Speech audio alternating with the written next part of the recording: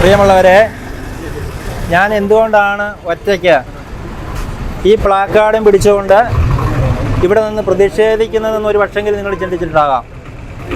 നിങ്ങൾ കഴിഞ്ഞ ദിവസങ്ങളിലെ മാധ്യമങ്ങളിലൂടെ ഒരു കാര്യം കണ്ടിട്ടുണ്ടാവും. യേശു ക്രിസ്തുവിനെ, അതായത് ലോകം, ക്രൈസ്തവ ലോകം ദൈവമായിട്ട് ആരാധിക്കുന്ന യേശു ക്രിസ്തുവിനെ അബ്ദുൽ ഖാദർ പുതിയങ്ങാടി കാസർഗോഡ് എന്ന് പറയുന്നയാൾ മാധ്യമങ്ങളിലൂടെ കേട്ടാൽ അറയ്ക്കുന്ന രീതിയിലുള്ള അശ്ലീല ഭാഷയിൽ ചീത്ത പറഞ്ഞിരിക്കുകയാണ്. യേശു ക്രിസ്തു ഈ ലോകത്തെ പഠിപ്പിച്ചിരിക്കുന്ന മാർഗം ക്ഷമയുടെയും സാഹോദര്യത്തിൻ്റെയും അനുരഞ്ജനത്തിൻ്റെയും മാർഗമാണ്. അതല്ലെങ്കിൽ മറ്റ് ഏത് വിഭാഗം മതവിശ്വാസികളാണേലും ഇങ്ങനെയല്ല പ്രതികരിക്കുക, അത് വേറെ രീതിയിലാണ് പ്രതികരിക്കുക. പക്ഷേ യേശു ക്രിസ്തു ഞങ്ങളെ പഠിപ്പിച്ചിരിക്കുന്ന സമാധാനത്തിൻ്റെ മാർഗമാണ്. നമുക്കറിയാം, ഈ അടുത്ത കാലഘട്ടത്തിൽ നമ്മുടെ ജോസഫ് മാഷ് എന്ന് പറയുന്ന ആൾ ചോദ്യപേപ്പറിൽ മുഹമ്മദ് നബിയെ പരാമർശിക്കുന്ന ഏതോ ഒരു വിഷയം ഉൾപ്പെടുത്തിയെന്ന് പറഞ്ഞ് അദ്ദേഹത്തിൻ്റെ കൈയും കാലും ഛേദിച്ച സംഭവം, അയാൾ ഇന്നും ജീവിച്ചിരിക്കുക, കേരളീയനെന്ന് പറഞ്ഞിട്ടില്ല. അങ്ങനെ പറഞ്ഞ് ആ സമൂഹത്തിൽപ്പെട്ട ഒരാൾ യേശു ക്രിസ്തുവിനെ പരസ്യമായിട്ട് ചീത്ത പറയുമ്പോൾ ക്രൈസ്തവ ലോകം പ്രതികരിക്കുന്നത് ഇങ്ങനെയാണ്. എൻ്റെ രക്ഷകനും എൻ്റെ നാഥനും എൻ്റെ കർത്താവുമായ ദൈവത്തെ ചീത്ത പറഞ്ഞപ്പോൾ ഈ ലോകം മുഴുവനുമുള്ള ക്രൈസ്തവ സമൂഹത്തോടൊപ്പം ഞാൻ എൻ്റെ ദുഃഖം രേഖപ്പെടുത്തുകയും പ്രതിഷേധം രേഖപ്പെടുത്തുകയും ചെയ്യുക. ചേട്ടൻ്റെ പേരെന്തായിരുന്നു? എൻ്റെ പേര് തോമസ്, വീട്ടുപേര് അറയ്ക്കൽ. ഞാൻ ഇരിട്ടി സെൻറ്റ് ജോസഫ് ഇടവകാംഗമാണ്. ചേട്ടൻ ഈ ഒറ്റയാൾ സമരം കൊണ്ട് എന്താണ് ഉദ്ദേശിക്കുന്നത്? ഒറ്റയാൾ സമരം എന്നതിന് പറയാൻ പറ്റുകയില്ല.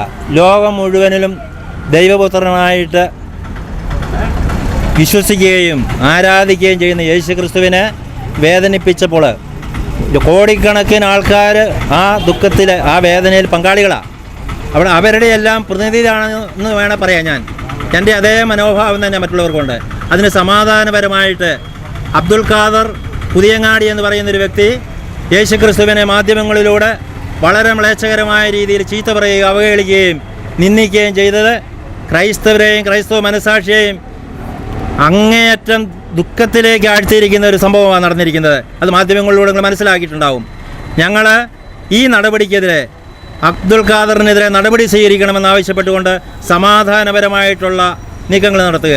ഈ അടുത്ത നാളിൽ നമുക്കറിയാം, കഴിഞ്ഞ ക്രിസ്മസിന് കാസർഗോഡ് അവിടുത്തെ ഗവൺമെൻറ് ഹോസ്പിറ്റലിൽ ഒരുക്കി വെച്ചിരുന്ന പുൽക്കൂട്ടിൽ യേശുക്രിസ്തുവിൻ്റെയും ഉണ്ണിമിശിഹായുടെയും പരിശുദ്ധ മറിയത്തിൻ്റെയും ഒക്കെ രൂപം ഒരു മുസ്ലിം സഹോദരൻ അബ്ദുള്ള എന്ന് പറയുന്നയാൾ അവിടെ കയറിയത് വലിച്ചെറി തോട്ടിലേക്ക് എറിഞ്ഞു.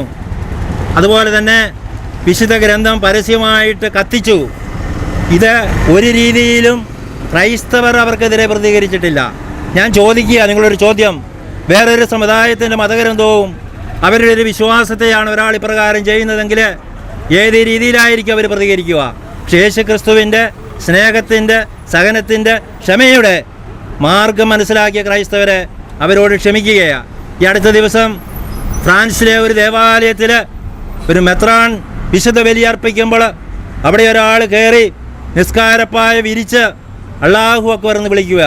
ആ വിളിച്ച സമൂഹത്തിൻ്റെ പ്രതിനിധികളോട് ഞാൻ ചോദിക്കുക, നിങ്ങളുടെ ഒരു ദേവാലയത്തിൽ ഒരു ക്രൈസ്തവ സഹോദരനോ ഹിന്ദു സഹോദരനോ നിങ്ങളുടെ വെള്ളിയാഴ്ച നിസ്കാരം നടക്കുമ്പോൾ ഒരു പായ വിരിച്ച് യേശുവേ നന്ദി, യേശുവേ സ്തോത്രം, അതല്ലെങ്കിൽ ശ്രീരാമനെയോ ശ്രീകൃഷ്ണനെയോ വിളിച്ച് പ്രാർത്ഥിച്ചാൽ നിങ്ങൾ ഏത് നടപടിയായിരിക്കും അവരോട് സ്വീകരിക്കുക?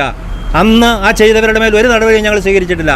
അവനോട് ക്ഷമിക്കുകയും സഹിക്കുകയും പൊറുക്കുകയും അവന് മാനസാന്തരം ഉണ്ടാകുവാൻ വേണ്ടി ഞങ്ങൾ പ്രാർത്ഥിക്കുകയും ചെയ്ത ഇങ്ങനെയുള്ള നടപടി ഭൂഷണമല്ല എന്ന് ഈ ലോകത്തോട് പറയുവാൻ പ്രഖ്യാപിക്കുന്നതിന് വേണ്ടിയാണ് ഞാൻ ഇന്ന് ഈ ഒറ്റയാൾ സമരം ഇവിടെ നടത്തിയിരിക്കുന്നത്. പ്രിയപ്പെട്ടവരെ, ക്രൈസ്തവ സമൂഹത്തോട്, ക്രൈസ്തവ മേലധ്യക്ഷന്മാരോട്, ക്രൈസ്തവ പുരോഹിതരോട്, ക്രൈസ്തവ വിശ്വാസികളോട്, സമർപ്പിതരോടൊക്കെ ഈ കാലഘട്ടങ്ങളിൽ വളരെ മ്ലേച്ഛകരമായ രീതിയിലുള്ള പ്രവർത്തനങ്ങളും സംസാരങ്ങളും സന്ദേശങ്ങളും ഒക്കെ സിനിമയിലൂടെയും ആവിഷ്കാര സാധനത്തിൻ്റെ പേര് പറഞ്ഞ് മറ്റു മാർഗങ്ങളിലൂടെയൊക്കെ അവഹേളിക്കുന്ന ഒരു ചിത്രം ലോകം കണ്ടിരിക്കുകയാണ്. ഈ ക്രൈസ്തവ പുരോഹിതന്മാരും ക്രൈസ്തവ വിശ്വാസികളും സമർപ്പിതരും ഒക്കെ അവരെന്താണ് ഈ ലോകത്തിൽ ചെയ്യുന്നതെന്ന് നിങ്ങൾ നോക്കിക്കാണുവാൻ നിങ്ങളെ ഞാൻ ക്ഷണിക്കുകയാണ്. ആരാലും ഉപേക്ഷിക്കപ്പെട്ടവരുടെ ഇടയിൽ, ആർക്കും വേണ്ടാത്തവരുടെ ഇടയിൽ ദൈവത്തിൻ്റെ മുഖം കണ്ട് ശുശ്രൂഷ ചെയ്യുന്നവരെ സമൂഹ മധ്യത്തിൽ താറടിക്കുവാനും അവരെ നിന്ദിക്കുവാനും ക്രൈസ്തവ വിശ്വാസത്തെയും പ്രതീകങ്ങളെയൊക്കെ ആക്ഷേപിക്കുന്ന ചില സംഭവങ്ങൾ കേരളത്തിലും ലോകം മുഴുവനിലും കണ്ടുവരികയാണ്. ഈ ക്രൈസ്തവ സമൂഹം ഈ ലോകത്തിന് നന്മയല്ലാതെ യേശുക്രിസ്തു പഠിപ്പിച്ച സ്നേഹമല്ലാതെ ഒന്നും ചെയ്തിട്ടില്ല. നിങ്ങൾ കണ്ടിട്ടുണ്ടാവും, വിദേശ രാജ്യങ്ങളിലൊക്കെ ഞാനിവിടെ നിൽക്കുമ്പോൾ എൻ്റെ മനസ്സിലേക്ക് കടന്നു വരികയാണ്. ഫ്രാൻസിൽ ഒരു 95 വയസ്സായ ഒരു പുരോഹിതൻ തൻ്റെ ദേവാലയത്തിൽ വിശുദ്ധ ബലി അർപ്പിക്കുമ്പോൾ അവിടെ ഒരു വ്യക്തി കടന്നു കയറി അല്ലാഹു അക്ബർ എന്ന് വിളിച്ച് അദ്ദേഹത്തെ ബലിപീഠത്തോട് കഴുത്ത് ചേർത്ത് വെച്ച് കഴുത്തറുത്ത് മാറ്റിയ സംഭവങ്ങൾ മാധ്യമങ്ങളിലൂടെ നിങ്ങൾ കണ്ടിട്ടുണ്ടാവും. 1-2 സംഭവങ്ങൾ ഇതുപോലെ തന്നെ അവിടെ അരങ്ങേറി. ലോകത്തിൻ്റെ നാനാഭാഗങ്ങളിലും ക്രൈസ്തവ സമൂഹം പീഡിപ്പിക്കപ്പെടുകയാണ്. നൈജീരിയയിലും പാകിസ്ഥാനിലും എന്ന് വേണ്ട ലോകം മുഴുവനും ക്രൈസ്തവരെ നിന്ദിക്കപ്പെടുകയും കൊല ചെയ്യപ്പെടുകയും ചെയ്യുമ്പോൾ ഒരു ക്രൈസ്തവ വിശ്വാസി എന്ന നിലയ്ക്ക് ഇത് കണ്ടില്ലെന്ന് നടിക്കുവാൻ, ഇതിനെതിരെ പ്രതിഷേധിക്കാതിരിക്കുവാൻ ഞങ്ങൾക്ക് പറ്റുകയില്ല.